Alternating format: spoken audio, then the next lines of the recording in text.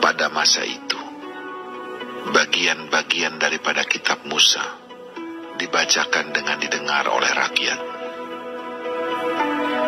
Didapati tertulis dalam kitab itu bahwa orang Amon dan orang Moab tidak boleh masuk jemaah Allah untuk selamanya,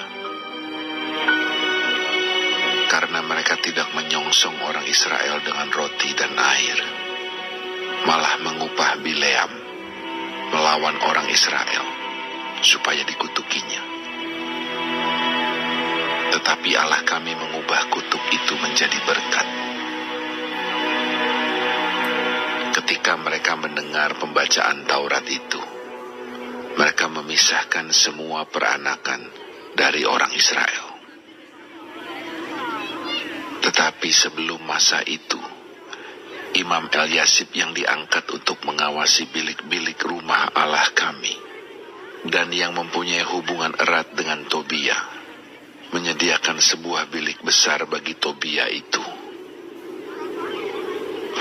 Sebelumnya, orang membawa ke bilik itu korban sajian, kemenyan, perkakas-perkakas, dan persembahan persepuluhan daripada gandum, anggur, dan minyak yang menjadi hak orang-orang Lewi, para penyanyi, dan para penunggu pintu gerbang, dan persembahan khusus bagi para imam.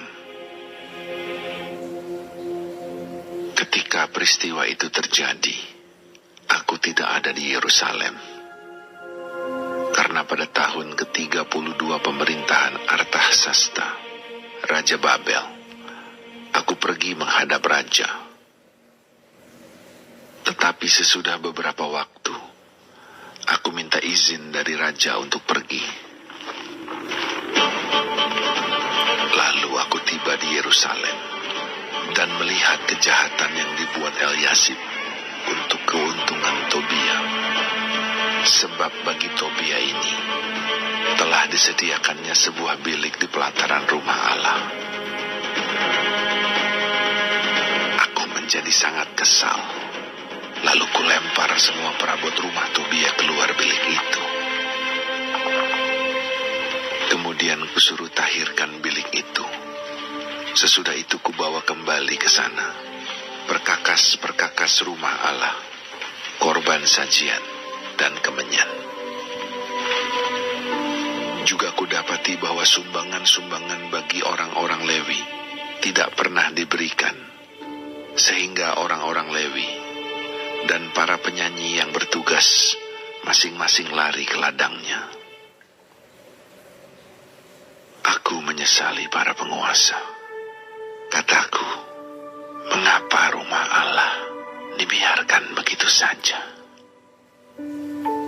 Lalu kukumpulkan orang-orang Lewi itu dan kukembalikan pada tempatnya.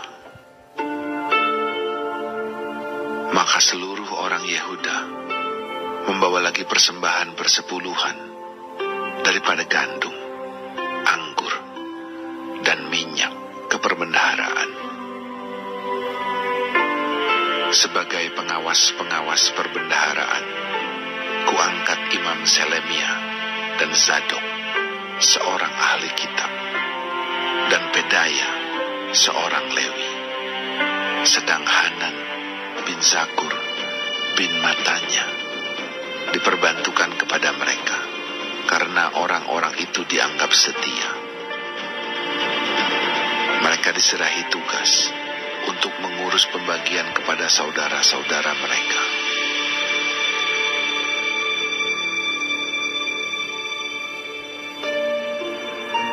Ya Allahku, ingatlah kepadaku karena hal itu, dan janganlah hapuskan segala perbuatan bakti yang telah kulakukan terhadap rumah Allahku dan segala pelayanan di dalamnya. Pada masa itu, kulihat di Yehuda, orang-orang mengirik, memeras anggur pada hari Sabat. Pula orang-orang yang membawa berkas-berkas gandum dan memuatnya di atas keledai, juga anggur, buah anggur, dan buah ara, dan pelbagai muatan yang mereka bawa ke Yerusalem pada hari Sabat. Aku memperingatkan mereka ketika mereka menjual bahan-bahan makanan. Juga orang Tirus yang tinggal di situ membawa ikan dan pelbagai barang dagangan dan menjual itu kepada orang-orang Yehuda pada hari Sabat, bahkan di Yerusalem.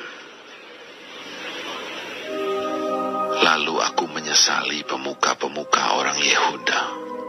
Kataku kepada mereka, kejahatan apa yang kamu lakukan ini dengan melanggar kekudusan hari Sabat? Bukankah nenek moyangmu telah berbuat demikian, sehingga Allah kita mendatangkan seluruh malapetaka ini atas kita dan atas kota ini? Apakah kamu bermaksud memperbesar murka yang menimpa Israel dengan melanggar kekudusan hari Sabat? Kalau sudah remang-remang di pintu gerbang Yerusalem menjelang hari Sabat, kusuruh tutup pintu-pintu dan kuperintahkan supaya jangan dibuka sampai lewat hari Sabat.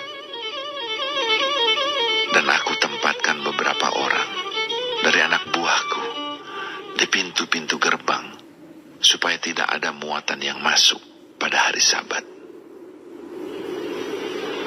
Tetapi orang-orang yang berdagang dan berjualan rupa-rupa barang itu kemudian bermalam juga di luar tembok Yerusalem 1-2 kali. Lalu aku memperingatkan mereka. Kataku, mengapa kamu bermalam di depan tembok?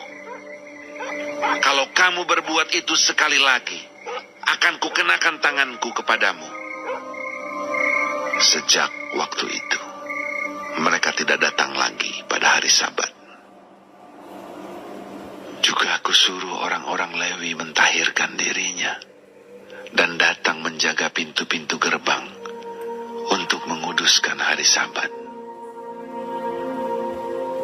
Ya Allahku, ingatlah kepadaku juga karena hal itu, dan sayangilah aku menurut kasih setiamu yang besar. Pada masa itu juga, kulihat bahwa beberapa orang Yahudi memperistri perempuan-perempuan Asdod, perempuan-perempuan Amon, atau perempuan-perempuan Moab. Sebagian dari anak-anak mereka berbicara bahasa Asdod atau bahasa bangsa lain itu, dan tidak tahu berbicara bahasa Yahudi. Aku menyesali mereka, kukutuki mereka, dan beberapa orang di antara mereka kupukuli dan kucabut rambutnya, dan kusuruh mereka bersumpah demi Allah demikian, jangan sekali-kali kamu serahkan anak-anak perempuanmu kepada anak-anak lelaki mereka, atau mengambil anak-anak perempuan mereka sebagai istri untuk anak-anak lelakimu, atau untuk dirimu sendiri. Bukankah Salomo, Raja Israel, telah berbuat dosa karena hal semacam itu? Walaupun di antara begitu banyak bangsa, tidak ada seorang raja seperti dia yang dikasihi Allahnya dan diangkat oleh Allah itu menjadi raja seluruh Israel. Namun, dia pun terbawa ke dalam dosa oleh perempuan-perempuan asing itu. Apakah orang harus mendengar bahwa juga kamu berbuat segala kejahatan yang besar itu, yakni berubah setia terhadap Allah kita karena memperistri perempuan-perempuan asing? Seorang dari anak-anak Yoyada bin Eliasib, imam besar itu, adalah menantu Sanbalat, orang Horoni itu. Oleh sebab itu, kuusir dia daripadaku. Ya Allahku, ingatlah bagaimana mereka mencemarkan jabatan imam, serta perjanjian mengenai para imam dan orang-orang Lewi. Kutahirkan mereka dari segala sesuatu yang asing, dan kutetapkan tugas-tugas untuk para imam dan orang-orang Lewi, masing-masing dalam bidang pekerjaannya. Pula aku tetapkan suatu cara untuk menyediakan kayu api pada waktu-waktu tertentu, dan untuk hasil-hasil yang pertama. Ya Allah,